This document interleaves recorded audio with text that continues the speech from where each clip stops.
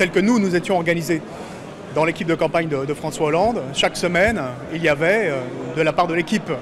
qui organisait les dépenses et les recettes sur le plan financier, un suivi très régulier, un prévisionnel des dépenses jusqu'au second tour, qui permettait de savoir si on était en surchauffe ou pas,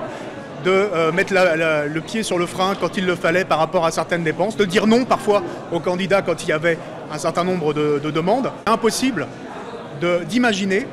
que Jean-François Copé, qui était le président du parti qui soutenait Nicolas Sarkozy, et Nicolas Sarkozy, le candidat lui-même, qui, je le rappelle, signe le compte de campagne avant de le remettre à la Commission nationale des comptes de campagne, n'ait pas été au courant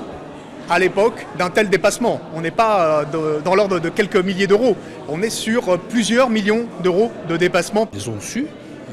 m'informer à chaque étape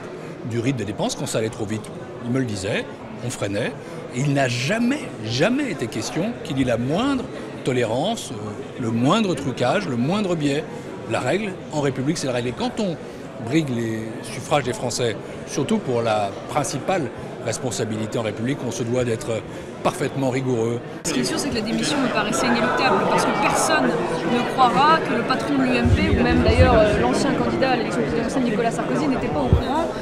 que le plafond des dépenses électorales était explosé de plus du double.